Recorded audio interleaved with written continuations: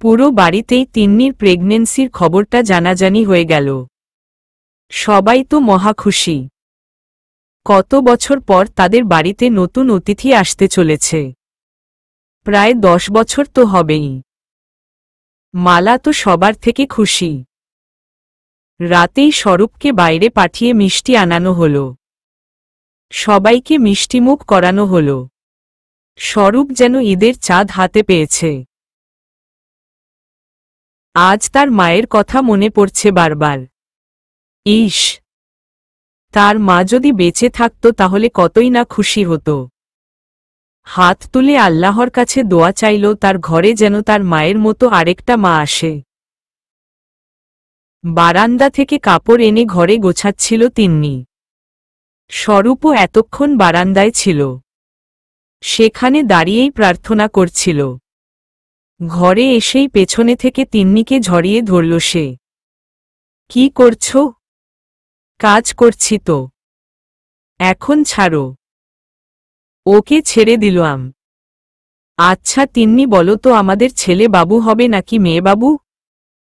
সেটা তো আল্লাহ জানে। আমি কি করে বলবো? আমি বোঝাতে চাইছি কোনোটা হলে তুমি বেশি খুশি হবে। মানে তুমি কোনোটা চাও? অনেকক্ষণ ভেবে জবাব দিল তিন্নি। ছেলে বাবু। উহু, আমি কিন্তু অন্যটা চাই। আমাদের গোলুমলু একটা মেয়ে বাবু হবে। ছোট ছোট পায়ে সারা বাড়ি ঘুরে বেড়াবে। আমাকে বাবাই বাবাই বলে ডাকবে। আমি রোজ রোজ আমার মেয়ের জন্য সাজুগুজু নিয়ে আসব। সে সাজতেন ভীষণ ভালোবাসবে। আর তোমার মতো ঢঙ্গি হবে। এই একদম আজেবাজে কথা বলবা না। আমি মোটেও ঢঙ্গি না। তা তো আমি দেখি। সারাদিনই তো আটা ময়দা মাখতে থাক। এজন্যই তো মাস শেষ হওয়ার আগেই ঘরের আটা ময়দা।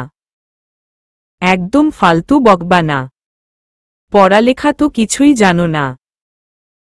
ওগুলোকে আটা ময়দা বলে না, মেকআপ বলে।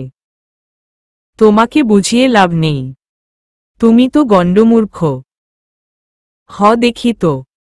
পার্লারে গিয়ে কিসের পচা সাবান দিয়ে মুখ ঘষতে থাক। আবার কি গরম পানিতে হাত পা রেখে উহা। যাও, হয়েছে, চুপ কর। এবার সিরিয়াস কথা বলি। তোমাদের বাড়িতে ফোন দিয়ে বলনি? বাড়িতে সবাই জানে। আরও 2 দিন আগের থেকে। শুধু আমরাই জানতাম না। এত খুশির খবর কি চেপে রাখাটা ভালো হলো? ভালো খারাপ বুঝি না। তবে তোমাকে আমি সারপ্রাইজ দিতে চেয়েছিলাম। দেখলাম 2 দিন পর তোমার জন্মদিন, তাই ভাবলাম। সত্যিই অনেক বড় উপহার ছিল। এত ভালো উপহার আমি কখনো পাই না। আর এতটা খুশি জীবনে কখনো হইনি আমি। পুনরায় ধন্যবাদ ম্যাডাম। ওয়েলকাম। আচ্ছা, বিন্নিকে বলেছ? না, হোকে তো বলা হয়নি। বিন্নিও অনেক খুশি হবে শুনলে। এখন থাক, অনেক রাত হয়েছে, কাল সকালে ফোন দিব। তাছাড়া পরশু থেকে তো আমাদের পরীক্ষা, ভার্সিটিতে গেলে তো দেখাই হবে। পড়ালেখা তো কিছুই করেন না। কি ঘোড়ার ডিম পরীক্ষা দিবেন? সব পড়া আছে আগের। গিয়ে শুধু পরীক্ষা দিয়ে আসব। আসছে আমার বিদ্যাসাগর। সম্মান দিয়ে কথা বল। আমি যথেষ্ট ভালো ছাত্রী। আমি বলি না, সবাই বলে। তাই এত চিন্তা করার কিছু নেই। এখন গিয়ে ঘুমিয়ে পড়। আমিও ঘুমাই, সকালে কাজ আছে। ওকে। সারাদিনে একবারও নিজের ঘরে যায়নি মালা। দুপুরে গোসলের সময় মেহেরুনের মেয়েকে দিয়ে কাপড় আনিয়েছিল। কিন্তু এখন তো যেতেই হবে ঘরে। আস্তে করে ঘরে উকি দিয়ে দেখল মালা। ওপাশ ফিরে ঘুমিয়ে মনির। মনে হয় ঘুমিয়ে গেছে। ঘরে ঢুকে আস্তে পা ফেলল মালা, যাতে মনিরের ঘুম না ভেঙ্গে যায়। আলতো করে খাটের থেকে বালিশ তুলে নিল। নিচে কাঁথাটা পাতল। বালিশ রেখে শুতে যাবে তখনই মনির বলে উঠল, আমাকে কি একবার ক্ষমা করা যায় না? একটা দোষ না হয় করেছি। যারা দোষ করে তাদেরকে ক্ষমা করা যায়, কিন্তু যারা বিশ্বাসঘাতকতা করে তাদের ক্ষমা হয় না। আর এখন এসব কথা বলতে আমি ইচ্ছুক নই। রাত হয়েছে, সকালে উঠতে হবে আমাকে, কাজ আছে অনেক। আর প্লিজ আমার সাথে কথা তো দূর, সবসময় দূরে থাকার চেষ্টা করবেন। স্বামীগিরি দেখাতে আসবেন না। আমার স্বামী অনেক আগেই মারা গেছে বলে বিশ্বাস করি আমি। মালা, চেঁচাবেন না আমার সাথে, তাহলে ঘর থেকে বেরিয়ে যাব আমি। আর আমি ঘর থেকে বেরিয়ে বাইরে ঘুমালে বাড়িতে যে বড় একটা অশান্তি হবে তাতে আপনারই খারাপ হবে। তাই আমাকে বিরক্ত করা থেকে বিরক্ত থাকুন। একবার প্লিজ আমার কথাটা শোনো। আর উত্তর দিল না মালা। ঘুমের ভান করে পড়ে রইল, যদিও আজ আর তার দুচোখে ঘুম আসবে না। সকাল সকাল ঘুম থেকে উঠে কাজের মেয়ের সাথে নাস্তা তৈরির পালা শেষ করল। শাশুড়ি আর ফুফু শাশুড়ির ঘরে নাস্তা দিয়ে এলো। পায়েলর ডেকে বলল টেবিলে খাওয়া দিয়েছে, খেয়ে নিতে। তারপর নিজের ঘরে গেল। ঘরে গিয়ে দেখল সাহিল এখনো ঘুমে। তাকে ডেকে তুলে ফ্রেশ হতে পাঠালো। সাহিল ফ্রেশ হয়ে এসে খাটে বসল। তোমার নাস্তা কি ঘরে এনে দিব নাকি টেবিলের গিয়ে খাবে? টেবিলে গিয়েই খাই। তুমি খেয়েছ? উহু, পরে খাব। তোমার সাথে মেজাজটা আমার এমনি এমনি খারাপ হয় না। নিজের শরীরের যত্ন নিতে শিখ। সময়ের খাবার সময়ে খাবে। ভুলে গেলে চলবে না, তোমার মাঝে এখন আরও একটা প্রাণ আছে। তার এখন থেকেই সঠিক কেয়ারের দরকার। বেশি বকবক করো না, টেবিলে খাবার দিয়ে এসেছি, খেয়ে নাও। কিছু লাগলে রুবি, কাজের মেয়ে, ডেকে নিও। আমার কাল পরীক্ষা, এখন একটু পড়তে হবে। আগে নাস্তা খেয়ে এসো, তারপর না হয় পড়তে বসবে। তুমি গিয়ে খাও, আমি খেয়ে নিব। এখন খেতে ইচ্ছে করছে না, বমি আসে শুধু। আচ্ছা, আমি ঘরে নিয়ে আসব তোমার খাবার। সাহিল ঘর থেকে বেরিয়ে গেলে বিছানা গুছিয়ে পড়ায় মন দিল বিন্নি। কাল থেকে ফার্স্ট ইয়ার ফাইনাল শুরু। বিয়েশাদি, এই সেই করে অনেক পড়া পিছিয়ে গেছে। এখন একটু ভালোমতো না পড়তে পারলে পরীক্ষায় পাশও করতে পারবে না। বইটা খুলে মায়ে তাতে চোখ বুলিয়েছে, ফোনটা বেজে উঠল। একরাশ বিরক্তি এলো তার মধ্যে। ইচ্ছে করছিল ফোনটাকে একদম ভেঙে দিতে। উঠে গিয়ে ফোনটা তুলল। স্ক্রিনে তিন্নির নাম্বার। যতটা না বিরক্ত হয়েছে তার দ্বিগুণ বেশি খুশি হল বিন্নি। তড়িঘড়ি করে ফোনটা তুলল। কিরে, কি খবর? কেমন আছিস? এই তো মোটামুটি ভালোই আছি। তোর কি অবস্থা? স্বরূপসহ বাড়ির সবাই কেমন আছে? আছে ভালোই। তোদের বাড়ির খবর বল। আমাদের আর খবর। সাহিলের হাতের ব্যান্ডেজ খুলেছে কিছুদিন আগে। ওর হাত ঠিকঠাক আছে। শাশুড়ি মায়ের পায়ের ব্যান্ডেজ খুলে আবার নতুন করেছে। পা নাকি এখনো জোড়া লাগেনি। কোনো দিন লাগবে কিনা আল্লাহ বলতে পারে। তাহলে তো উনাকে নিয়ে তোর অনেক কষ্ট। টানাটানি করতে হয়। হুম, বলিস না, আর পারি না। উনিও নিজের থেকে একটু চেষ্টা করে না। চেষ্টা করলে আমার এত কষ্ট হয় না। উনি পুরো শরীরের ভার ছেড়ে দেয় যে ধরে তার ওপর। আর কেউ নেই। তুই একা একা করতে। নার্স রেখেছে একটা। ওই মেয়েরও মনে হয় দম আসে, দম যায়। একা একা পারে না। উনি ভারী মানুষ তো। আমি ধরি। আর পায়েল বাসায় থাকলে মাঝে মধ্যে সেও ধরে। শোন না, তোকে একটা খুশির খবর দিব। অনেক খুশির। হুম, বল। আমি কনসিভ করেছি। পরশু দিনই খবর পেলাম। ঝামেলায় তোকে আর ধদ করা হয় না, বলাও হয় না। বাড়িতে সবাই অনেক খুশি।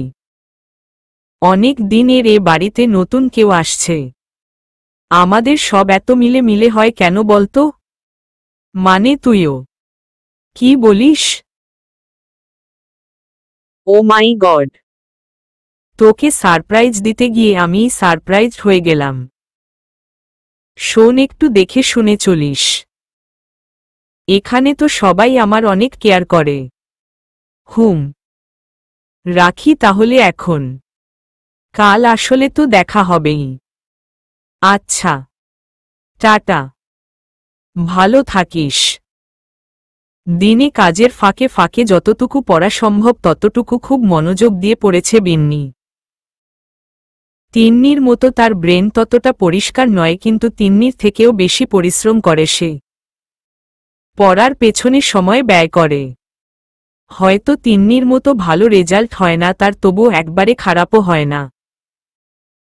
সন্ধে 9টা পর্যন্ত পড়া শেষ করে রান্নাঘরের দিকে গেল বিন্নি। কিছুক্ষণ আগে বাসায় ফিরেছে সাহিল। কোথায় কোথায় কাজ ছিল, যেতে হয়েছে, তাই বাসায় আসতে দেরি। বিন্নির কাজ শেষ হলে সবাইকে টেবিলে খেতে ডাকল। খাবার শেষ করে সবাই সাহিলের মায়ের ঘরে গিয়ে বসল। পায়েল, কাল তুমি কলেজে যেও না। আসলে আমার কাল পরীক্ষা আছে, তুমি একটু মায়ের কাছে থেকো। আমি পরীক্ষা শেষ করে তাড়াতাড়ি ফিরব বাসায়। কি বেয়াক্কেলে মেয়ে গো তুমি! দেখছ শাশুড়ির এই অবস্থা, তাকে রেখে তুমি পরীক্ষা দিতে যাবে? স্কুল কলেজে কি এসব শেখায়? তাছাড়া পায়েল কেন তোমার জন্য স্কুল কামাই করবে? ফুফি, সবসময় তোমার খোঁচা মেরে কথা না বললে হয় না। আমি তো মাঝে মাঝেই কলেজে যাই না। আর ভাবি না বললেও কাল আমি এমনেও কলেজে যেতাম না। উনার ফাইনাল পরীক্ষা চলছে। বিয়ে হয়ে গেছে, এখন এত পড়ালেখা করার কি দরকার?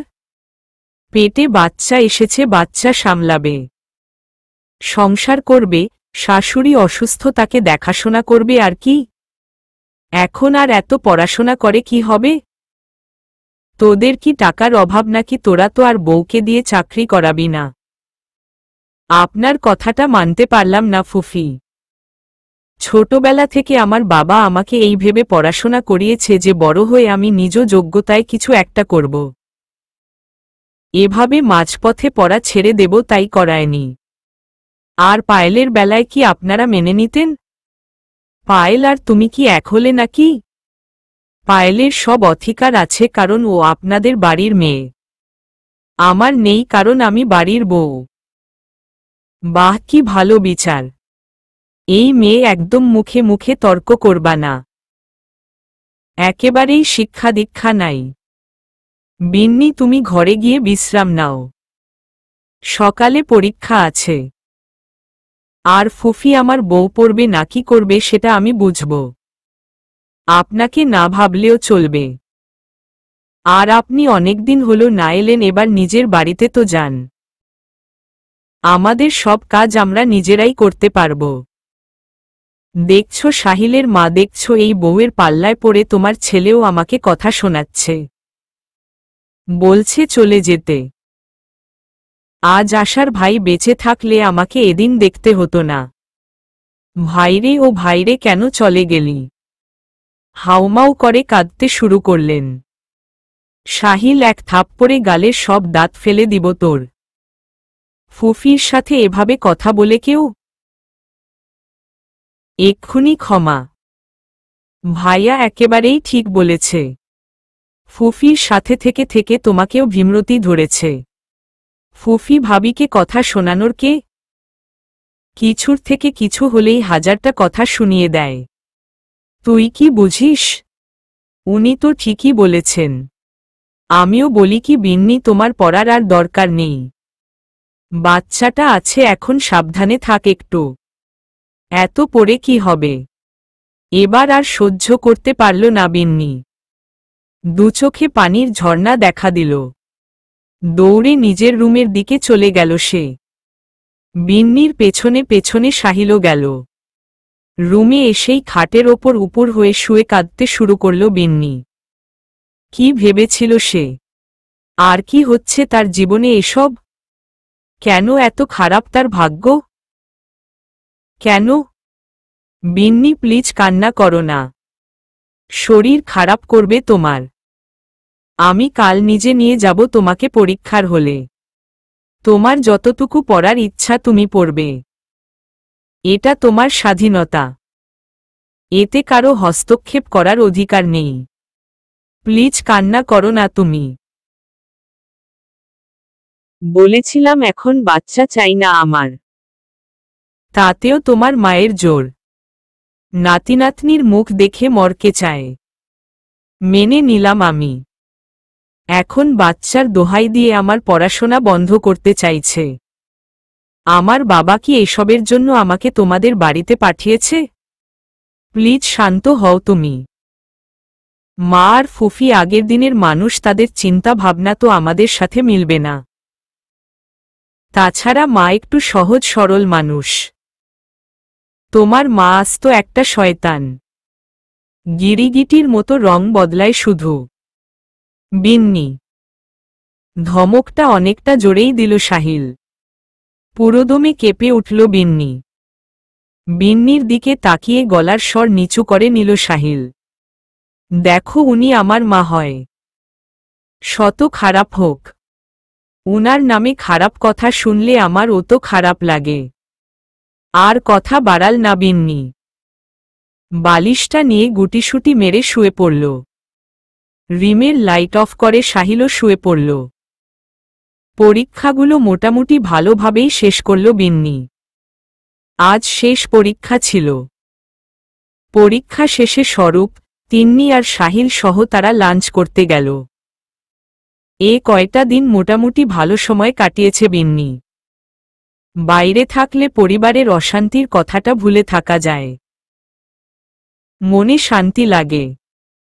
তাছাড়া প্রতি পরীক্ষার পর দুবোন জমিয়ে বেশ কিছুক্ষণ গল্প করত। ভালো থাকার জন্য আর কি চাই? খাওয়ার মাঝপথেই বিন্নির মনে হলো তার শরীরটা বেশ খারাপ লাগছে। তারপরও চুপচাপ খেতে লাগল। কিন্তু বেশিক্ষণ সহ্য করতে পারল না। মাথাটা ঘুরতে লাগল, সাথে বমি বমি ভাব। চোখটা যেন বারবার বন্ধ হয়ে আসছিল। তিন্নি অনেকবার তাকিয়ে বিন্নির চোখ মুখের অস্বাভাবিকতা লক্ষ্য করল। এক পর্যায়ে জিজ্ঞেস করেই ফেলল, তোর কি শরীর খারাপ লাগছে? চোখ মুখ কেমন জানি লাগছে। তেমন কিছু নয়, মাথাটা একটু ঘুরছে আর কি। রাতে ঘুম কম হয়েছে তাই মনে হয়।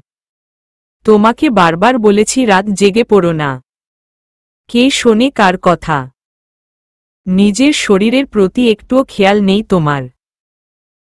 আরে বলছি তো তেমন কিছু হয়নি।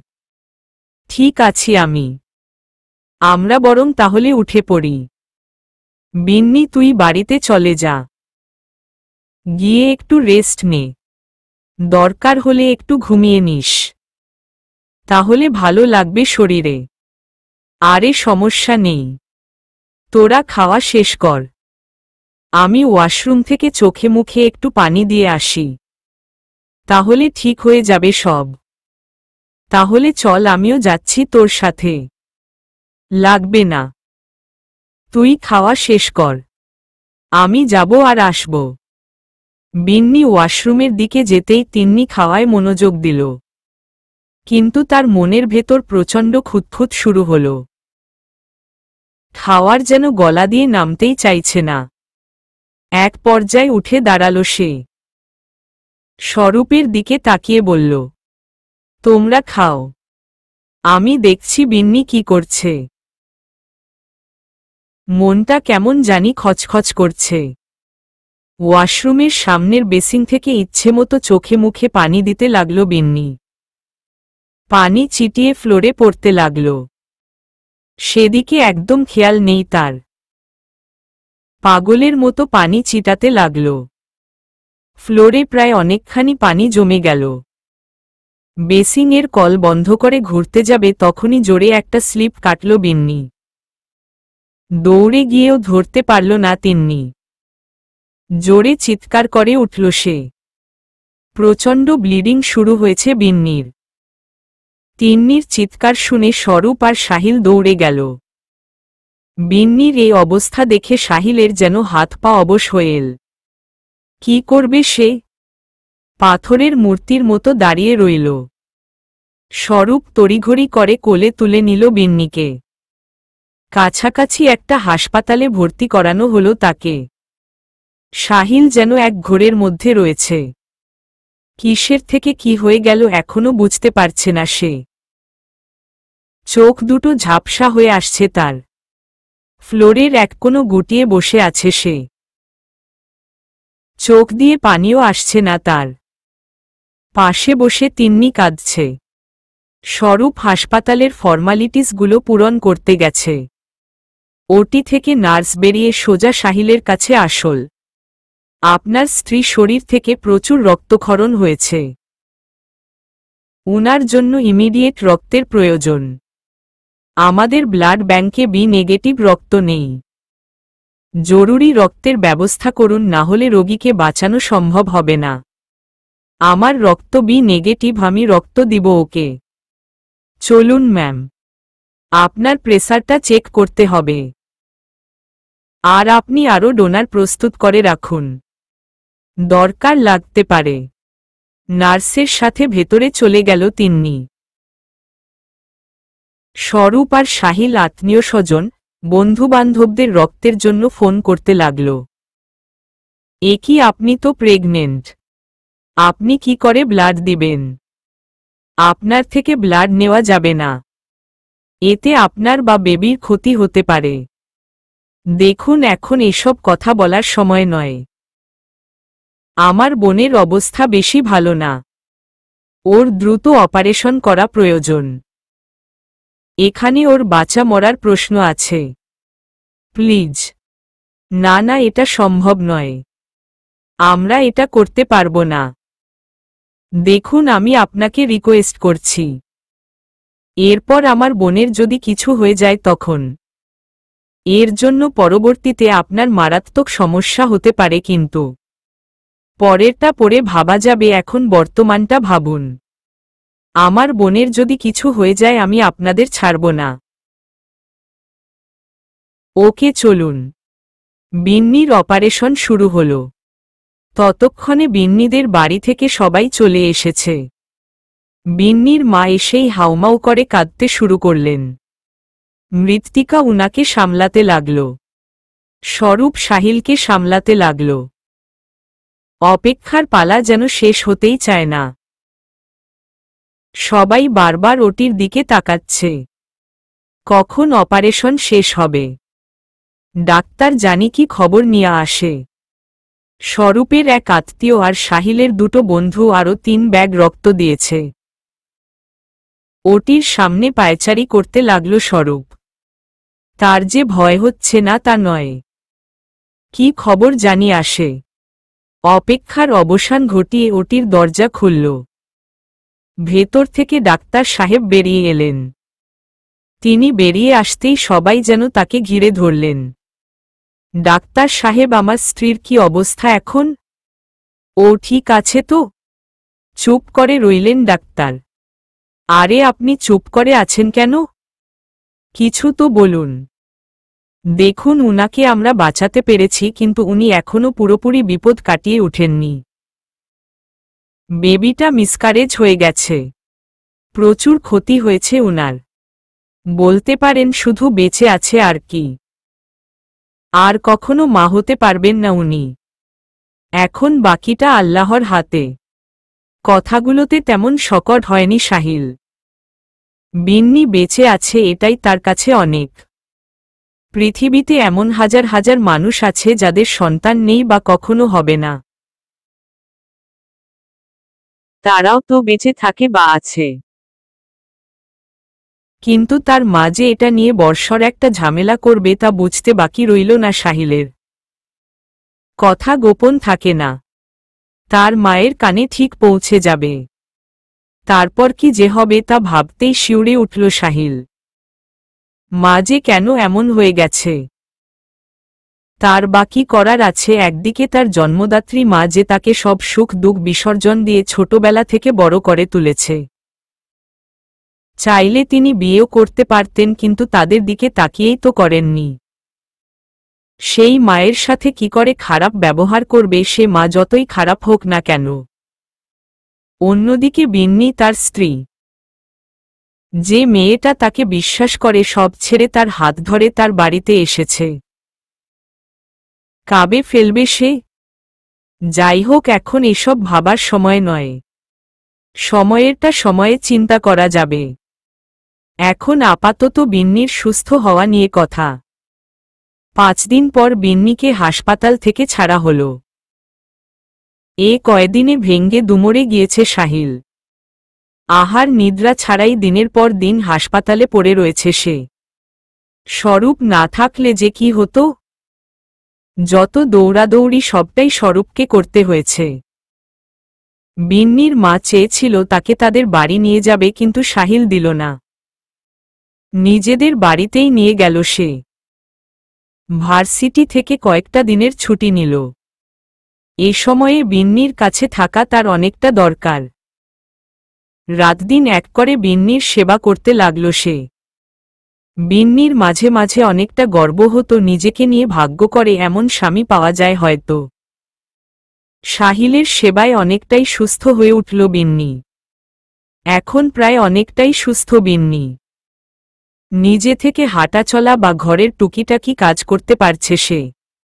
যদিও সাহিল কোনো কাজে হাত দিতে তাকে বারণ করেছে। একদিন দুপুরের খাবার খেয়ে শাশুড়ির ঘরের দিকে গেল সে। বাড়িটা এখন প্রায় ফাঁকাই। তার ফুফু শাশুড়ি চলে গেছেন পায়েল কলেজে। মা, আপনার পায়ের কি অবস্থা এখন?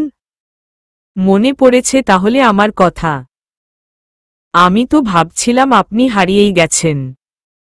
আমাকে তো আল্লাহ শান্তি দেয় না। বলেছিলাম বাচ্চাটা পেটে, এখন এত নাচানাচি করো না। শুনেছিলে আমার কথা? অকালে বাচ্চাটা হারালে। বাচ্চাটা গেছে তা বড় কথা নয়, এখন তো শুনতেছি আর কোনো দিন বাচ্চাও হবে না। আমার বংশের প্রদীপ জ্বালানোর জন্যও তো কাউকে দরকার। বারবার পড়ার জন্য খোঁটা দিবেন না মা। আপনার ছেলে বড় শিক্ষিত, তার বউ হিসেবে আমারও পড়ালেখা করার প্রয়োজন আছে। আর আমার ভাগ্যই যদি এমন হয় তাহলে কি করার আছে আমার? সব দোষ তো আর ভাগ্যের না। আর এখানে দোষটা সবটাই তোমার। নিজের দোষে নিজের ক্ষতি করেছ। আমি তো এসব মেনে নিব না। আমার ছেলের একটা ভবিষ্যৎ আছে, তার বাচ্চা কাচ্চার দরকার আছে। আপনি কি আবার বিয়ের কথা চিন্তা করছেন? খুব সহজেই বুঝতে পারলে কথাটা।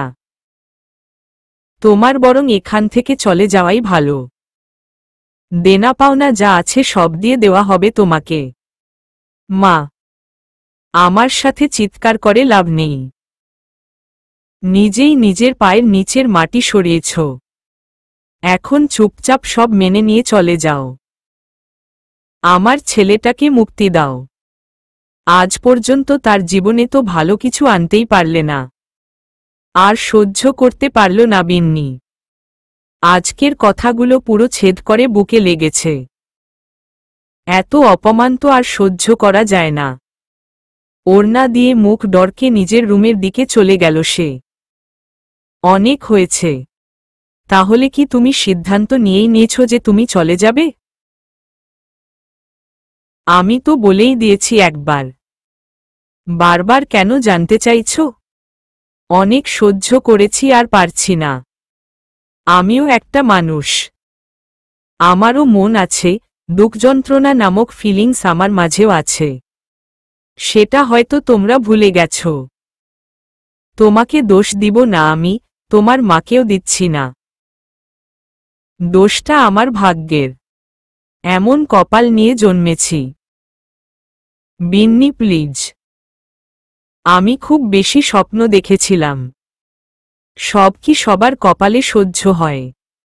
নিজের জন্য কষ্ট হচ্ছে না, আমার শুধু বাবা মার জন্য হচ্ছে। আমার বাবা ভেবেছিলেন আমার ভালো একটা ব্যবস্থা করতে পেরেছেন, তিনি শান্তিতে শেষ নিঃশ্বাস ত্যাগ করতে পারবেন। কিন্তু আমি কেমন অপয়া মেয়ে দেখো, শ্বশুর ঘরেও টিকে থাকতে পারলাম না। আমি তোমাকে নিয়ে অনেক দূরে চলে যাব, যেখানে কেউ থাকবে না। দরকার হলে আমরা দেশের বাইরে চলে যাব। আমি তোমাকে ছাড়া একা থাকতে পারবো না। কেন মিথ্যে স্বপ্ন দেখাচ্ছ? আর একা থাকতে হবে না তোমার। মা বলেছে তোমাকে আরেকটা বিয়ে করাবে, তার বংশের প্রদীপ দরকার। চুপ করে রইল সাহিল। কি করবে এখন সে? কিছুই মাথায় আসছে না।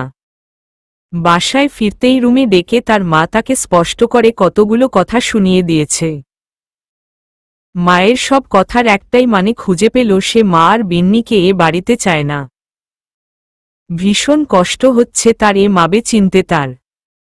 তাহলে এ কথাটা সত্যিই ঠিক যে কোনো মেয়ের সুখ সহ্য করতে পারে না। আর তার মার তো কিছুই কমতি রাখে না সে। বিন্নিও তাকে যথেষ্ট শ্রদ্ধা করে। তাহলে কেন? বিন্নিকেও জোর দিয়ে আটকাতে পারছে না সে। ঠিকই তো, মেয়েটা এ বাড়িতে থেকে অপমান ছাড়া আর কিছুই তো পায়নি। কি বলে তাকে আটকাবে সে? জানো, যেদিন তোমার মা আমাকে প্রথম আমাদের বাড়িতে দেখতে গিয়েছিল তখন তার ব্যবহার আমার বাবার মন কেড়েছিল। তোমরা চলে আসার পর বাবা আমাকে বলেছিল, অনেক ভাগ্য নিয়ে জন্মেছিস তুই। একটা মা ছেড়ে গিয়ে আরেকটা মা পাবি, যে তোকে তোর মায়ের মতো ততটাই ভালোবাসবে। কিন্তু দেখ, আরেকটা বার ঠান্ডা মাথায় চিন্তা করে দেখো প্লিজ। আমি দরকার হয় মায়ের সাথে কথা বলে দেখব। আজ সারাদিন অনেক ভেবে আমি এই সিদ্ধান্ত নিয়েছি। আর পিছনে তাকাতে চাই না। কেন থাকবো তোমাদের বাড়িতে বলো তো? এখানে আমি একটা পুতুল মাত্র। কোনো স্বাধীনতা আছে আমার? তাছাড়া বলতে পার আমি এখন একটা অকেজো জিনিস। তোমার জন্য জীবনে আমি কিছু করতে পারবো না। আমার কিছুই চাই না। I just want you. তোমাদের বাড়িতে থেকে এ কয়দিনে একটা জিনিস শিখেছি, জীবন আবেগ দিয়ে চলে না, বিবেক কাজে লাগাও। রুম থেকে বেরিয়ে গেল সাহিল। বিন্নির সাথে কথায় পারা যাবে না, কারণ বিন্নির কথাগুলো বেশ যৌক্তিক। আরেকবার মায়ের সাথে কথা বলা উচিত, যদি সবকিছু আবার ঠিক করতে পারে। রাতে বাসায় আর কারো খাওয়া হলো না। সাহিল তার মায়ের সাথে আবার কথা বলেছে, কিন্তু ভালোর ভালো কিছুই হয়নি। মা নাছোড়বান্দা, সেই এক কথাতেই আছে। মায়ের ঘর ছেড়ে নিজের ঘরে এলো সে। বিন্নি খাটের এক কোনো গুটিসুটি মেরে শুয়ে আছে। মেয়েটা কেমন জানি হয়ে গেছে। কতটা আঘাত পেলে মানুষ জীবনে এমন কোনো সিদ্ধান্ত নেয়, বিন্নিকে দেখে তা বুঝতে পারল সাহিল। খাটে বসে একটা দীর্ঘশ্বাস ফেলল সাহিল। নিজের ওপর আজ তার অনেক ঘৃণা হচ্ছে। মাকে কোনো দিনও অবজ্ঞা করেনি সে। নিচের জীবনের সবটা দিয়ে তার মা তাকে এ স্থানে এনেছে। মায়ের মুখে তর্ক করার সাহস তার কখনো হয়নি। মানুষের জীবনে এমন একটা পরিস্থিতি আসে, সেটা শুধু সিনেমাতেই দেখেছে সে। আজ তার সাথে এসব ঘটছে। সবটাই স্বপ্ন মনে হচ্ছে তার। লাইট অফ করে শুয়ে পড়ল সে। অনেকবার বিন্নিকে ডাকতে গিয়েও ডাকতে পারল না সে। বালিশে মাথা দিয়ে চোখ বন্ধ করল সে।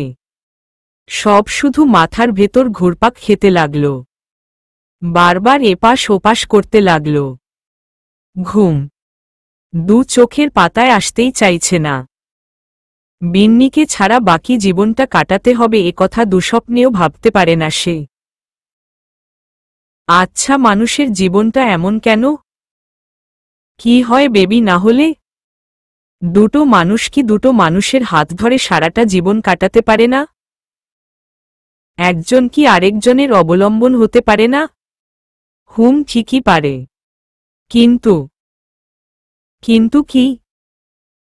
সমাজ বড়ই নিষ্ঠুর, বুঝতে চায় না। পৃথিবীতে প্রতিদিন এ কারণে হাজার হাজার মানুষের ঘর ভাঙছে। অনিচ্ছা সত্ত্বেও অনেক মানুষকে নিজের ভালোবাসা হারাতে হচ্ছে। এক কাপড়ে এ বাড়িতে এসেছিল বিন্নি, ফিরতেও চায় সেই এক কাপড়ে। এমনিতেই তো মায়া কাটাতে পারছে না, তার ওপর জিনিসপত্র নিয়ে গিয়ে সেসব দেখে মায়া বাড়ানোর কি দরকার? নিজের সব জিনিসপত্র আলমারির এক কোণে গুছিয়ে রাখল। আচ্ছা, সাহিল যে মেয়েটাকে বিয়ে করবে সে কি তার এ জিনিসগুলো ব্যবহার করবে, নাকি ছুঁড়ে ফেলে দিবে? মেয়েটা এ বাড়িতে আসলে কি তার সব স্মৃতি ধ্বংস করে দিবে? আচ্ছা, সাহিল কি মেয়েটাকে ততটাই ভালোবাসবে যতটা তাকে ভালোবাসে? রোজ রাতে কি মেয়েটা তার বুকে মাথা রেখে ঘুমাবে? না না, এসব একদম ভাবতে পারছে না বিন্নি। কলিজাটা ছিঁড়ে মনে হচ্ছে বেরিয়ে আসবে। এ বাড়ির প্রতি অনেকটা মায়া জমে গেছে তার। অনেক ভালোবেসেছে এ বাড়ির মানুষগুলোকে। তারা হয়তো বেসেছে নয়তো নয়। এই তো সকালে পায়েল এসে তাকে জড়িয়ে বেশ কিছুক্ষণ কেঁদে গেছে। বারবার বলেছে, ভাবি প্লিজ তুমি যেও না। আরও বলেছে, তুমি আমাদের একদম ভালোবাসো না, তাই তো ছেড়ে চলে যাচ্ছ। কি করে সে পাগলিটাকে বোঝাবে যে সে তাকে অনেক অনেক ভালোবাসে? কাজের মেয়েটাও বলেছিল, ভাবি আন্নে যাইয়েন না। বিন্নির মনে হচ্ছে বাড়ির প্রতিটা ইট পাথর যেন চিৎকার করে তাকে যেতে বারণ করছে। কিন্তু কি করবে সে? সে নিরুপায়। বাড়ি ছেড়ে বেরিয়েছি বিন্নি। তার পা এখনো প্রচণ্ড কাঁপছে। বাড়ির দরজায় দাঁড়িয়ে আছে কাজের মেয়েটা আর পায়েল। সাহিল তার পাশে। সাহিলের মুখের দিকে তাকাতে পারছে না সে। এক রাতে কি অবস্থা হয়েছে তার। আমি তোমাকে নামিয়ে দিয়ে আসি? লাগবে না, আমি একাই যেতে পারব। আজকের দিনটা অন্তত আমার জীবনের এমন পর্যায়ে এসে আমরা দাঁড়িয়েছি, হয়তো আর একসাথে কোথাও। যাই হোক, না হয় যাওয়ার সময়টা শেষবারের মতো একসাথে। আর কথা বাড়াল না বিন্নি। চুপচাপ গাড়িতে গিয়ে বসে পড়ল। গাড়ি স্টার্ট দিল সাহিল। সে তার আপন্নগতিতে ছুটে চলছে। দুজনেই চুপচাপ। নিস্তব্ধতা কাটিয়ে বিন্নি বলল, কয়েকদিনের মধ্যে ডিভোর্স লেটার পেয়ে যাবে তুমি। তোমার কি মনে হয় আমি সই করব? করতে বাধ্য তুমি। পুনরায় বিয়ে? তুমি আমাকে চিনতে ভুল করছো বিন্নি। আমি এখনো এই মুহূর্তেও বিশ্বাস করি তুমিই আমার জীবনের একমাত্র নারী। কাগজে কলমে আলাদা হলেই কি মন থেকে আলাদা করা যায়? এ প্রশ্নের কোনো জবাব নেই বিন্নির কাছে। সামনের দিকে তাকিয়ে রইল সে। তার বাকি জীবনটা কেমন দিন দিন অনিশ্চিত হয়ে পড়ছে। কি আছে তার জীবনে কে জানে? সে তো সামনের জীবনটা অন্ধকার দেখছে। কি হলো, গাড়ি থামিয়ে দিল যে? তোমাদের বাড়ি চলে এসেছে, তাই তো? একদম খেয়াল করেনি বিন্নি? এত তাড়াতাড়ি কেন চলে এলো? বিন্নি তো আরও কিছুক্ষণ সাহিলের সাথে থাকতে চেয়েছে। সময়টা বড্ড বেইমান। একটু ধীরে ধীরে গেলে কি এমন ক্ষতি হতো? সাহিল গাড়ির দরজা খুলে দিতেই বিন্নি বাইরে বেরিয়ে এলো। বাড়িতে আসো। উহু, তোমার বাবা মায়ের সামনে আমি মুখ দেখাতে পারবো না। আসছি তাহলে। শোন না। বল। আরেকবার ভাবলে? এখনো কেন এসব কথা বলছো? আসছি আমি। ভালো থেকো। তুমি নিজেও খুব ভালো করে জানো তোমাকে ছাড়া কোনো দিনও ভালো থাকব না আমি। আর কিছু বলল না বিন্নি। সামনে হাঁটতে শুরু করল। প্রচণ্ড কান্না পাচ্ছে তার। গাড়ির দিকে মুখ করে দাঁড়িয়েছে সাহিল। এই দৃশ্য সে দেখতে পারবে না। বারবার মনে হচ্ছে বিন্নি তাকে ডাকবে। একবার হলেও ডাকবে। বীর বীর করে বলতে লাগল, একবার ডাকো প্লিজ। একবার বলো তুমি আমার সাথে ফিরে যাবে। একবার বলো, আমি তোমার অপেক্ষায় আছি। আমি জানি তুমি আমার মনের কথা শুনতে পাচ্ছ। একবার প্লিজ। সাহিল।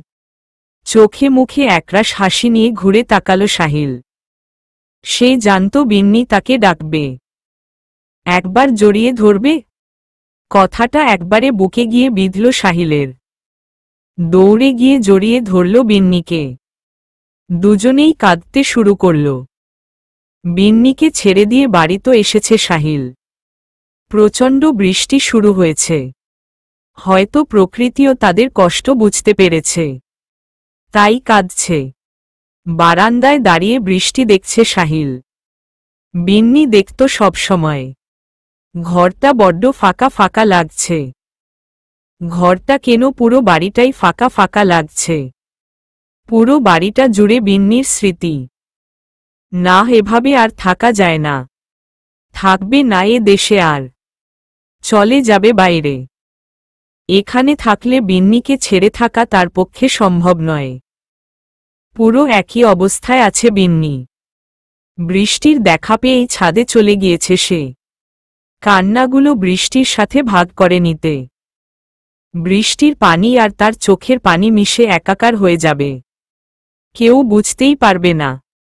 বাড়িতে এখন কাউকে কিছু বলতে পারেনি বিন্নি। তবে সিদ্ধান্ত নিয়েছে খুব শীঘ্রই বলে দিবে। জীবনের গতিবিধি হুট করে যে কোনো দিকে মোড় নেয় কেউই বলতে পারে না। একবারেই ক্রিকেট খেলার মতো। কখন যে কি হয়ে যায় হয়তো কেউ ধারণাও করতে পারে না। এই তো সাহিল আর বিন্নির কথাই ধরুন, কয়েকটা দিন আগেই তো তারা কতটা ভালো ছিল। অথচ আজ দুজনের জীবন দুদিকে মোড় নিয়েছে। সাহিলের বাড়িতে ডিভোর্স লেটারও পাঠিয়ে দিয়েছে বিন্নি। বিন্নি চলে যাওয়ার পর থেকে সাহিলের জীবনটা একদম নরক হয়ে গেছে। বাড়িতে আসলে তার অসহ্য অসহ্য লাগে। কোনো কাজে মন দিতে পারে না। সব সময় এক অশান্তি বিরাজ করে। অনেক ভেবে একটা গুরুত্বপূর্ণ সিদ্ধান্ত নিয়েছে সে। থাকবে না আর এ দেশে। কেন থাকবে? কার জন্য থাকবে? কেউ বুঝল না তাকে। যেখানে তার জন্মদাত্রী মাই বুঝতে পারল না সেখানে অন্যদের কথা বলা তো বাঞ্ছনীয়। যাই হোক না কেন এখন তার ঘরে বসে থাকলে কাজ হবে না। যা করার তাড়াতাড়ি করতে হবে। পারলে তো এখনই সে চলে যেত। বাইরের জগৎ থেকে নিজেকে অনেকটাই আলাদা করে নিয়েছে বিন্নি। বাড়ির সবাই এখন মোটামুটি সবটাই জানে। কেউই কিছু বলেনি তাকে। নিজের মতো চলতে দিয়েছে। তবে নাওয়া খাওয়া একবারেই ছেড়ে দিয়েছে বিন্নি। রুম থেকে একবারেই বের হয় না। সারাক্ষণ দরজা বন্ধ করে বসে থাকে। অনেকবার চেষ্টা করেছিল নিজেকে শেষ করে দিতে, কিন্তু বাবা মার কথা ভেবে আর পারেনি। সময় সময় মৃত্তিকা ঘরে নিয়ে খাবার দিয়ে আসে। ইচ্ছে হলে খায়, না হলে না। সাহিল যদিও রোজ বিন্নির বাবার থেকে ওর খবর নেয়, কিন্তু বিন্নি ভুলেও কখনো জানতে চায় না। ভেতরে ভেতরে দুমড়ে মুছড়ে মোড়ে। বুক ফাটে তবুও মুখ ফাটে না।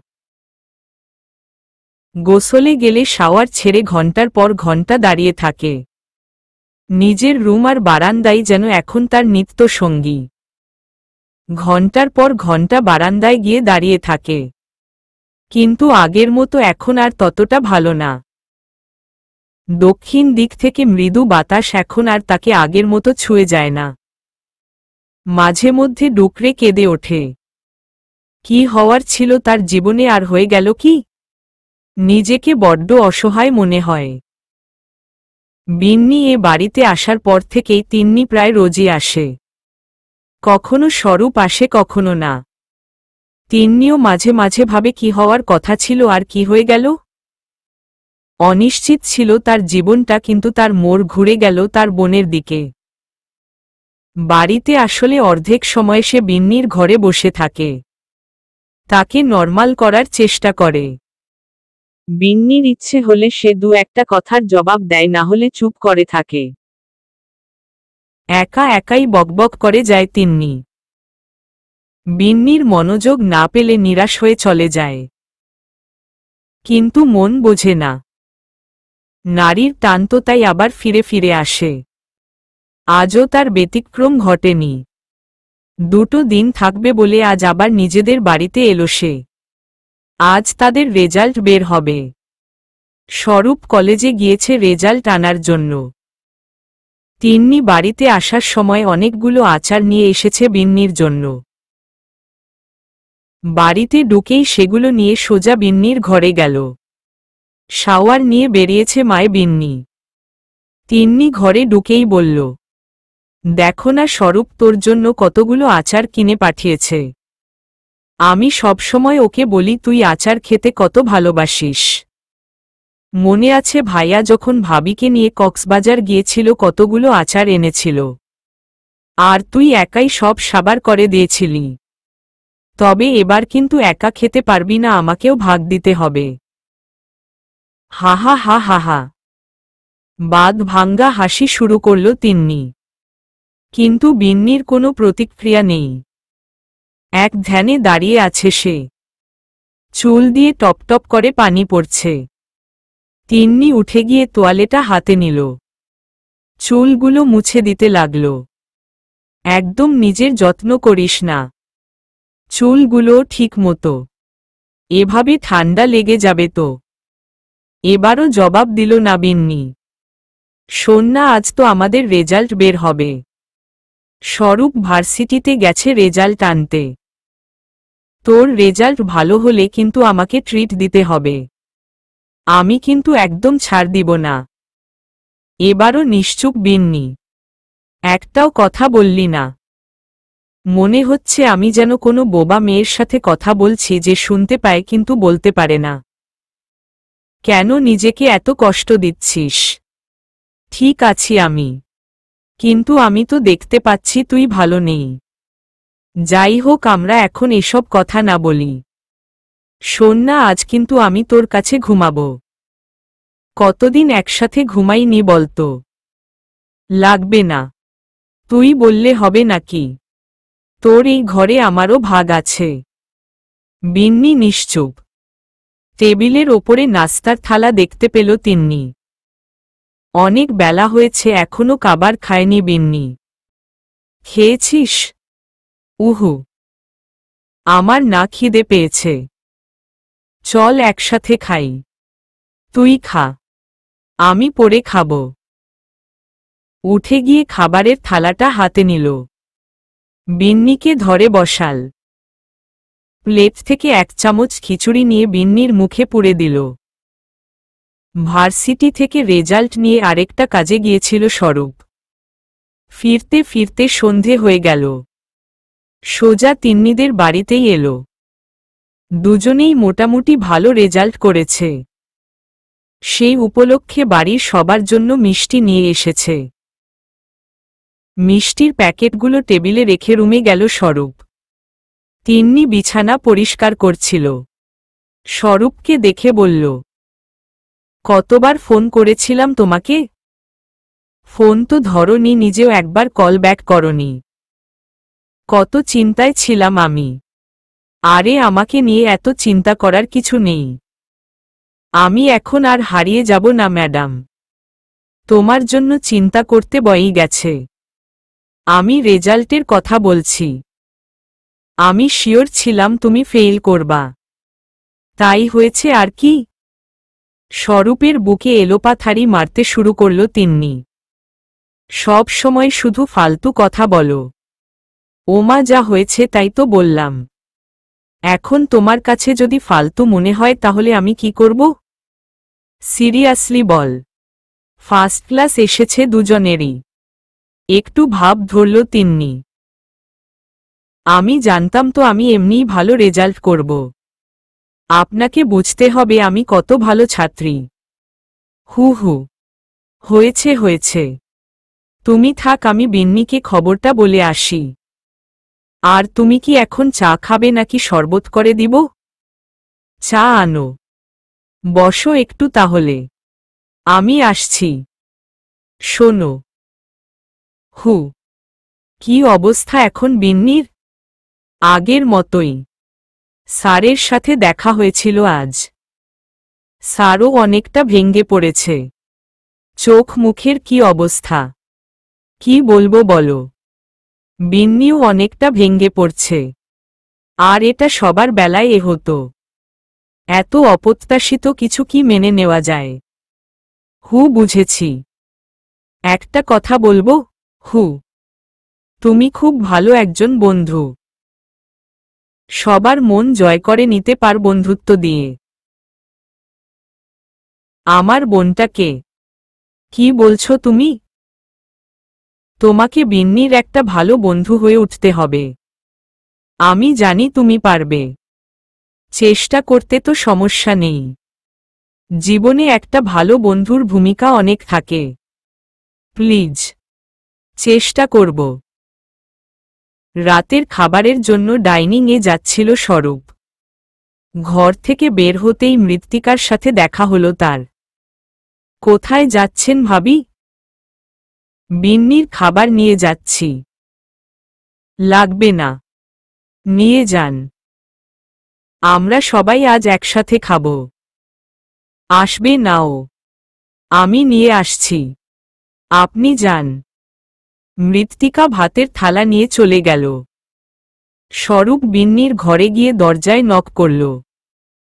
আসব? বিন্নি মাথা তুলে দরজার দিক তাকিয়ে স্বরূপকে দেখতে পেল। এসো। ঘরে এসে দাঁড়ালো স্বরূপ। বসো। বসবো না। রেজাল্টের কথা বলতে এসেছিলাম, কিন্তু এখন ভাবলাম ফ্রিতে বলা যাবে না। এত কষ্ট করে খবর নিয়ে এসেছি, তার জন্য তো কিছু পাওনা থাকে। একটা শুকনো হাসি দিল বিন্নি। আমার তোমাকে দেওয়ার মতো কিছু না। তারপরও বল, চেষ্টা করে দেখি। আজ ডাইনিংয়ে আমাকে পরিবেশন করে খাওয়াতে হবে। তিন্নি আছে তো? তিন্নি তো রোজই দেয়।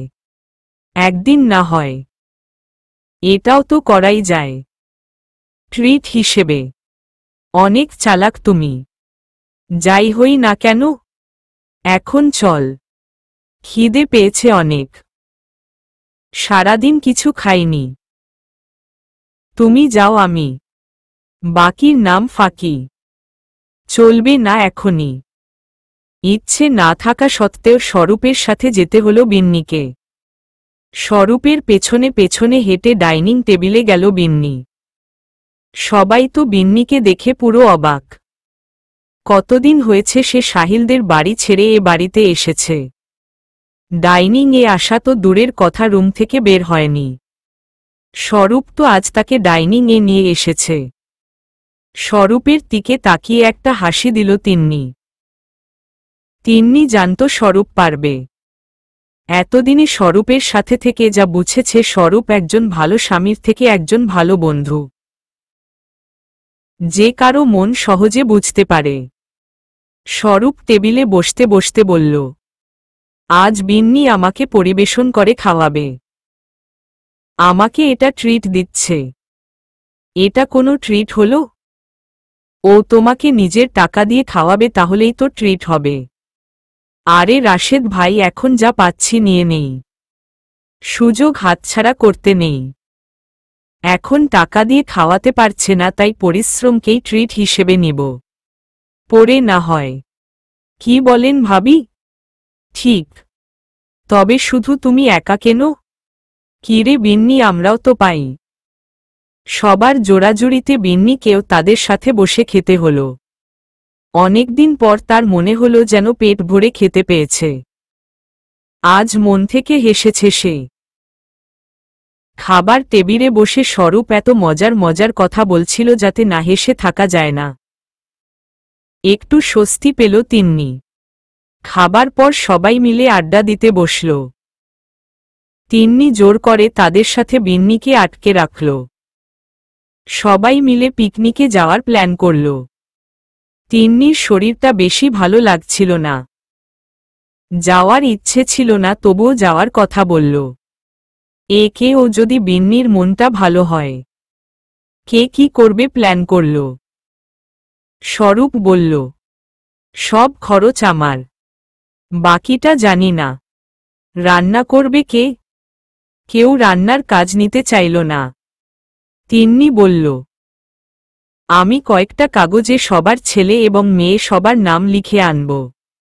যার নাম উঠবে রান্নার দায়িত্ব তার, এবং এটা সবাইকে মেনেও নিতে হবে। তিন্নি কাগজের কয়েকটা টুকরোতে নাম লিখল। এবার আবার ঝামেলা বেঁধে গেল। এ বলছে সে তুলবে কাগজ আর সে বলছে সে। সবাইকে থামিয়ে মৃত্তিকা বলল, আমাদের এখানে বাবা সবার বড়, তাই বাবা তুলবে কাগজ। সবাই মেনে নিল। রহমান একটা কাগজ তুললেন। বললেন সেখানে বিন্নির নাম লেখা। বলে সবাই চিৎকার করে উঠল। তিন্নির মুখে দুষ্টুমির হাসি। সবগুলো কাজকেই বিন্নির নাম লিখেছিল সে। যেইটা তুলত বিন্নির নামই আসত। এ কয়দিনে নিজেকে প্রায় অনেকটা স্বাভাবিক করে তুলতে সক্ষম হয়েছে বিন্নি। সবটাই তিন্নি আর স্বরূপের কৃতিত্ব। যার জীবনে তিন্নির মতো একটা বোন আর স্বরূপের মতো একটা বন্ধু থাকে, সে যে কোনো পরিস্থিতি থেকেই স্বাভাবিক হয়ে আসতে পারে। আর এখন নিজেও বুঝতে শিখেছে নিজেকে কষ্ট দিয়ে লাভ নেই, বরং সব পরিহার করে সাফল্যের দিকে এগিয়ে যাওয়াই উত্তম কাজ। মানুষের জীবনে এমন অনেক অনাকাঙ্ক্ষিত ঘটনা কতই ঘটে থাকে। যারা তার থেকে বেরিয়ে আসতে পেরেছে তারাই জীবনের চূড়ান্ত লক্ষ্যে পৌঁছেছে। এখন আবার নিয়মিত ভার্সিটিতে যাওয়া শুরু করেছে। ভার্সিটিতে গেলে এখন সে নিজেকে লুকিয়ে চুরিয়ে রাখার চেষ্টা করে। সাহিলের সামনাসামনি হতে চায় না, কিন্তু আড়ালে তার দুটো চোখ সাহিলকেই খোঁজে। নিজেকে আবার সামলে নেয় না। সাহিলের সাথে দেখা হলে চোখ তুলে তাকায় না, পাশ কাটিয়ে চলে যাওয়ার চেষ্টা করে। ভার্সিটিতে অবশ্য নানান জন নানান কথা বলে, কখনো গায়ে মাখে না বিন্নি। সব সময় সবাইকে সব স্বাভাবিক আছে এমন বোঝানোর চেষ্টা করে। কেউ যদি জানতে চায় সাহিলের সাথে তার সম্পর্কের কথা, জোর গলায় বলে, ভার্সিটির আঙ্গিনার বাইরে উনি আমার স্বামী, এখানে স্রেফ আমাদের সম্পর্ক, আমরা শিক্ষক ছাত্রী। অনেকে মনে করে তার কথার যুক্তি আছে, আবার অনেকের কাছে তা ভিত্তিহীন। তাতে বিন্নির কিছু যায় আসে না। দুটো টিউশনি শুরু করেছে সে। বাড়িতে প্রথমে কেউই রাজি ছিল না, কিন্তু বিন্নি নাছোড়বান্দা। সে নিজের দায়িত্ব নিজে নিতে শিখতে চায়। তাই প্রথম প্রথম সকলে বাধা দিলেও এখন কেউ তেমন কিছু বলে না। আগে কখনো টিউশনি করেনি বিন্নি। আগে যদি জানতো এত কষ্ট তাহলে নামও নিত না। কিন্তু করবে কি, পরিস্থিতি তাকে এখানে নিয়ে এসেছে। দুটো টিউশনি সকালে পড়েছে, তাই একটু তাড়াতাড়ি ঘুম থেকে উঠতে হয় বিন্নিকে। অবশ্য তার অভ্যাসও আছে। ফ্রেশ হয়ে এসে টিউশনিতে বেরোনোর জন্য তৈরি হচ্ছিল বিন্নি। তার মা আর মৃত্তিকা রান্নাঘরে কাজ করছিল। তিন্নি হেলান দিয়ে সোফার ওপর শুয়ে আছি। দিন দিন শরীরটা বেশ খারাপের দিকে যাচ্ছে তার। তাই এখন মায়ের কাছেই বেশি থাকা হয়। টেবিলে বসে খবরের কাগজ পড়ছিল রহমান। হঠাৎ করে কলিং বেলটা বেজে উঠল। রহমান উঠতে যাবেন তখনই তিন্নি বাধা দিল। বলল, তুমি বসো, আমি দেখছি। এগিয়ে গিয়ে দরজা খুলে দিল সে। দরজা খুলে পুরো চমকে উঠল। সাহিল এসেছে। আপনি দাঁড়িয়ে কেন? ভেতরে আসুন। তিন্নির পেছনে পেছনে ঘরে ঢুকল সাহিল। বাবা, দেখো কে এসেছে। মুখের সামনে থেকে পেপার সরিয়ে সামনে তাকালেন তিনি। রান্নাঘর থেকে বেরিয়ে এলো বিন্নির মা আর মৃত্তিকা। তাকে দেখে তারাও যে অবাক হননি তা নয়। বাবা, তুমি এত সকালে? কিছু হয়েছে কি? কাল আমি দেশের বাইরে চলে যাচ্ছি। আর কবে আসবো বা আর কখনো আসবি কিনা বলতে পারি না। তাই ভাবলাম শেষবারের মতো একবার দেখা করে যাই। আর শেষবারের মতো একবার জানতে এসেছি ও কি সত্যিই ফিরবে না। আমি জানি ও আমাকে ডিভোর্স লেটার পাঠিয়েছে। এখনো সিগনেচার করিনি আমি। করব না কখনো। জমিয়ে রাখা কি ভালো? দুটো সিগনেচার দিয়ে কি আর সম্পর্ক শেষ হয়? কি করব বল বাবা? মেয়েটা বড্ড নাছোড়বান্দা। অনেক বুঝিয়েছি। থাক না এসব এখন কথা। আপনি বসুন, আমি বিন্নিকে ডেকে আনছি। আমি একটু আলাদা কথা বলতে চাই। বিন্নি ঘরে আছে ওর। সাহিল বিন্নির ঘরের দিকে গেল। বিন্নি মা এসে রহমানের পাশে বসলেন। তুমি কিছু বললে না যে? কি বলবো? ছেলেটার অবস্থা দেখে কিছু বলা যায়? কি হাল করেছে নিজের। চেহারার দিকে তাকানো যায় না। চোখের নিচে কালি পড়ে কি অবস্থা। মনে হয় না একটা দিন ঠিক। মনে হয় না একটা দিনও ঠিক মতো ঘুমিয়েছে। তাছাড়া ছেলেটা ভালো। ওর তো কোনো দোষ নেই। কিভাবে চওড়া গলায় কথা বলবো ওর সাথে? জানি না কিছু। আমি রান্নাঘরে যাচ্ছি। নাস্তার সময় এখন। সামনে তো কিছু দিতে হবে। আবার পেপারের দিকে নজর দিলেন রহমান। কিন্তু মন বসছে না কিছুতেই। চুলগুলো ঝুঁটি বেঁধে মায় ওড়নাটা গায়ে জড়িয়েছে বিন্নি। তক্ষুনি ঘরে সাহিলের পা পড়ল। হোঁচকচিয়ে উঠল বিন্নি। অপ্রস্তুত হয়ে গেল বিন্নি। পেছনের দিকে ঘুরে গেল। একটা সময় তোমার পুরো শরীরটা জুড়ে বিচরণ ছিল আমার। এখন আমাকে দেখে লজ্জা পাচ্ছ? নিজেকে অপ্রস্তুত লাগছে তাই না? কেন এসেছ তুমি? শেষবারের মতো দেখা করতে। কাল দেশের বাইরে চলে যাচ্ছি আমি। আর আমাদের দেখা নাও হতে পারে। হওয়ার তো কোনো কথাও ছিল না। তোমার সাথে আমার সম্পর্ক তো এমনিই শেষ। একবার ফিরে চল প্লিজ। আমি ক্লান্ত হয়ে গেছি এই একবার শুনতে শুনতে। তোমরা কেন বুঝছো না আমি আর পারছি না। Well done. আমি আর ফিরতে বলবো না তোমাকে। তোমাকে কষ্ট ছাড়া কিছুই দিতে পারিনি আমি।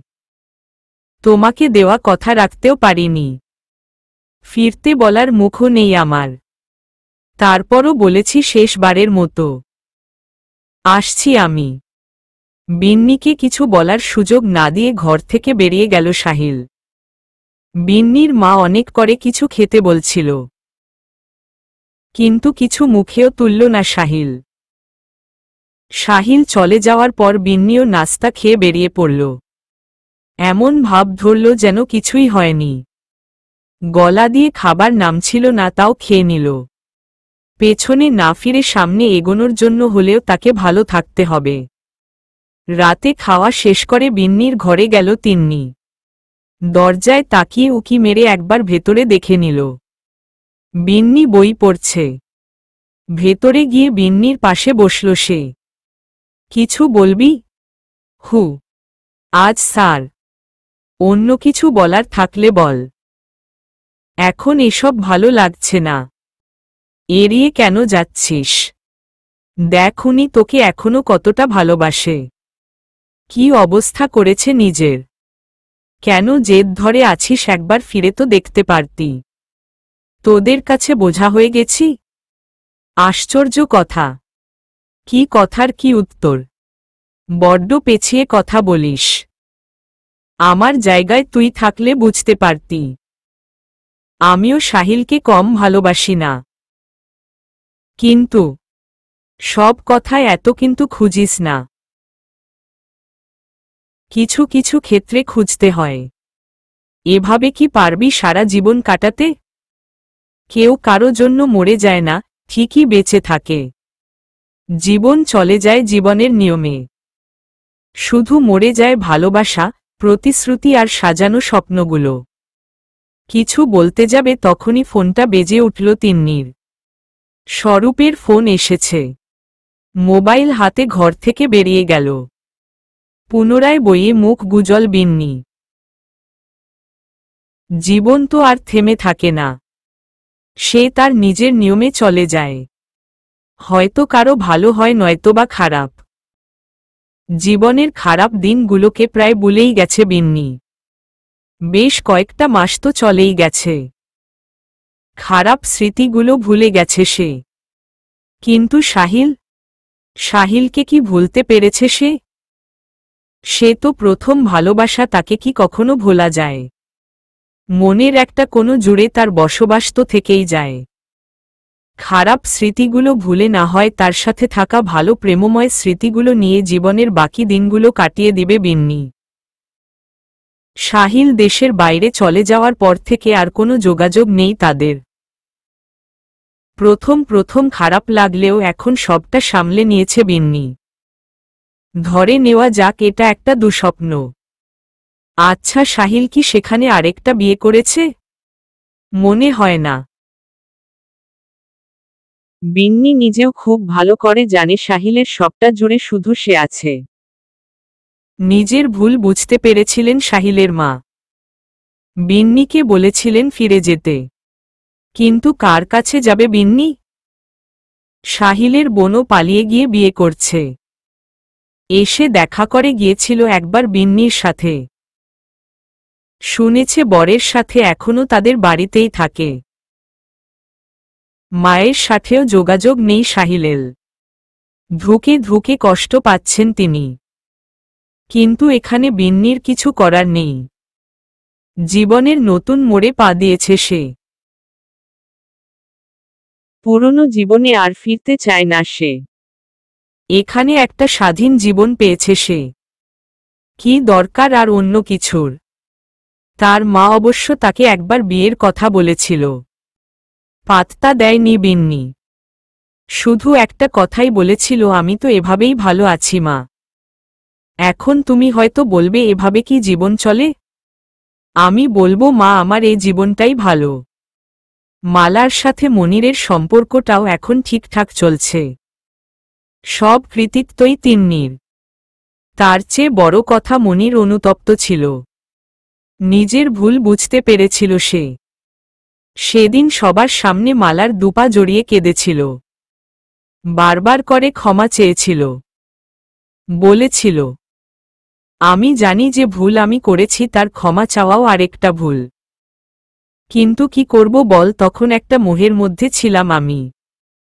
বাচ্চা করে মাথা খারাপ হয়ে গিয়েছিল। তখন বুঝতে পারিনি কি ছিলে তুমি আমার জীবনে। এখন প্রতিদিন প্রতি সেকেন্ডে তা অনুভব করতে পারি। এ কয়টা মাসে অনেক শাস্তি পেয়েছি আমি। অবশ্য তা আমার প্রাপ্যই ছিল। যেদিন সূচনা মরে গেছিল সেদিনই আমি বুঝতে পেরেছি কতটা আঘাত আমি তোমাকে দিয়েছি। তারপর ভালোভাবে এখন সবটাই অনুধাবন করতে পারছি। আমার কিছু চাই না, শুধু তুমি হলেই চলবে। একবার ক্ষমা করে দেখো প্লিজ। দেখবে আমি তোমার যোগ্য স্বামী হয়ে দেখাবো। একবার প্লিজ। সেদিন আর চুপ করে থাকতে পারেনি মালা। মনিরকে জড়িয়ে মন খুলে কেঁদেছে। যতই হোক বাঙালি নারী তো। স্বামী যতই খারাপ হোক না কেন মেনে না নিয়ে উপায় থাকে না। মালা তো আরও অসহায়। যদিও শ্বশুর বাড়ির লোকজন তাকে কোনো দিন তা মনে করতেই দেয়নি। কিন্তু গভীর রাতে নিজের কথা চিন্তা করলে তা ক্ষণে ক্ষণে টের পেত মালা। ভালোবেসে পালিয়েছে। আজও বাবার বাড়ির লোকজন মেনে নেয়নি। বিয়ের এত বছর পরেও একটা বার যোগাযোগ করেনি তার সাথে। বেঁচে আছে কিনা মরে গেছে তাও না। বড্ড একরোখা ছিল তার বাবা। আর তো কিছুই করার নেই তার। বাড়ির প্রত্যেককে ধরে ধরে বুঝিয়েছিল তিন্নি। স্বরূপ আর অরূপ মালার মুখের দিকে তাকিয়ে চুপচাপ ছিল। কিন্তু বাবা মারা যাওয়ার পর তিন ভাইয়ের সম্পর্কের বন্ধন আগের থেকে অনেক সুদৃঢ় হয়েছে।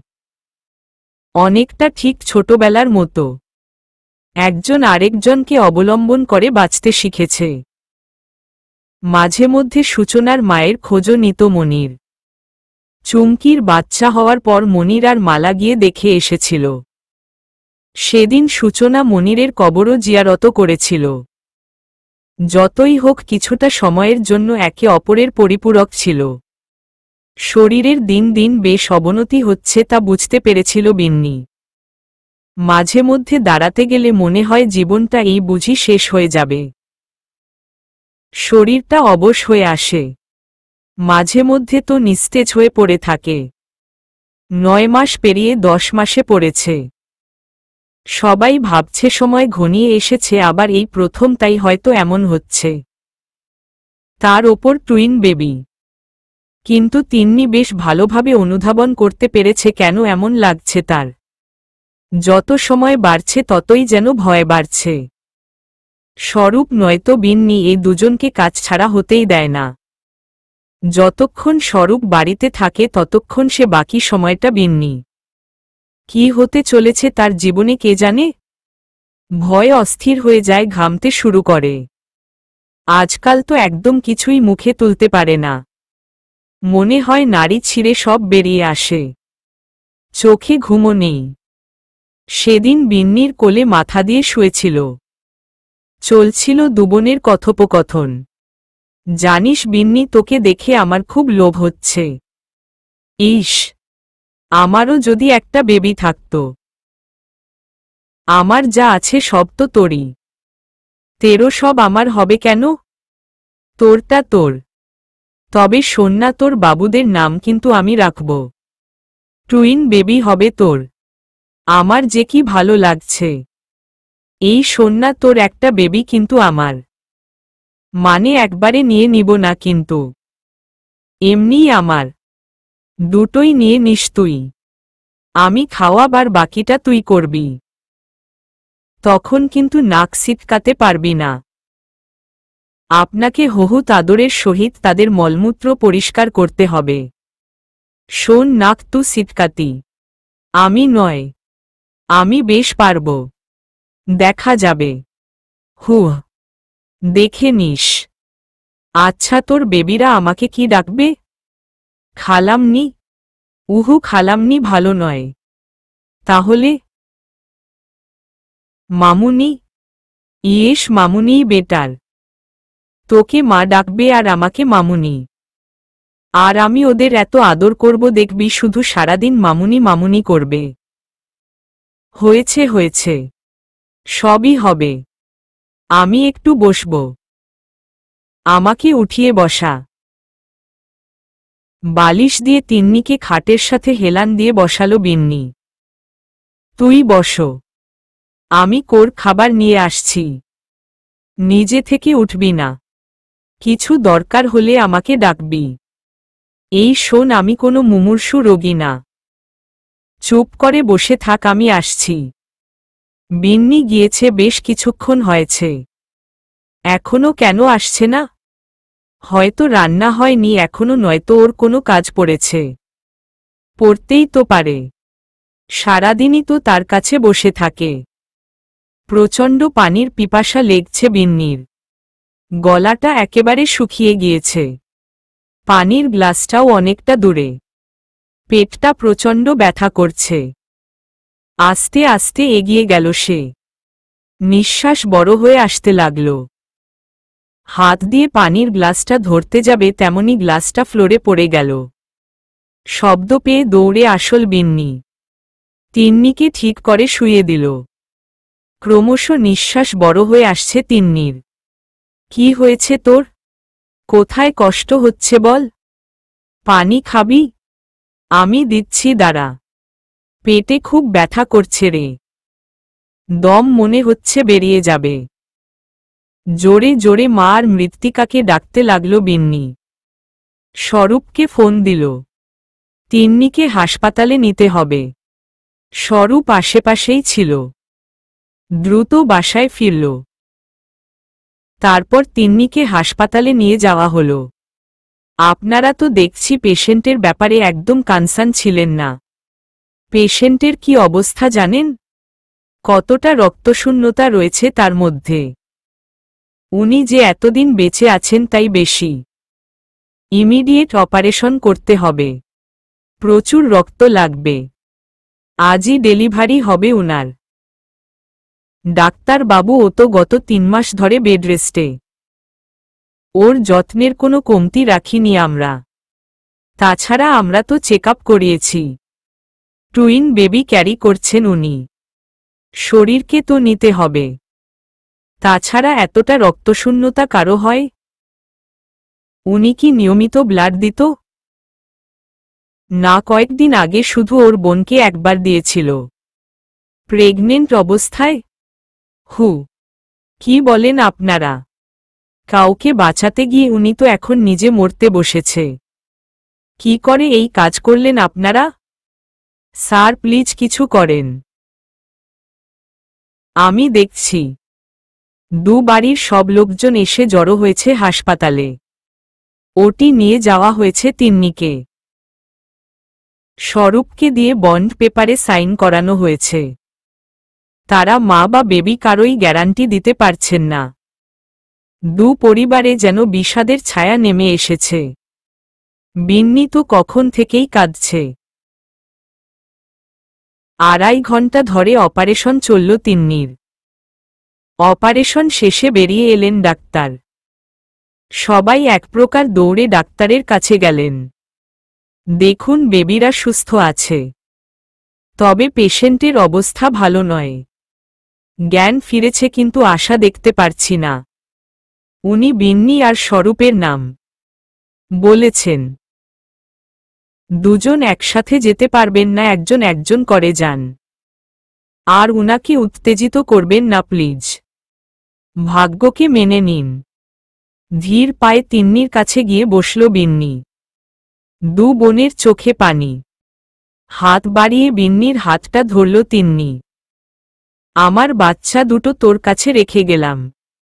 ওদের তুই দেখবি। আমি চাই ওরা তোর হাত ধরে বড় হবে। আরে বোকা, তোর কিছু হবে না। ডাক্তার বাবু বলেছে তুই 2 দিনের মধ্যে ঠিক হয়ে যাবি। আমি সব জানি।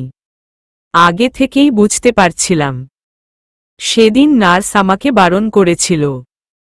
কিন্তু তোকে চোখের সামনে মরতে দেখতে আমি পারতাম না। আমি কি করে দেখব?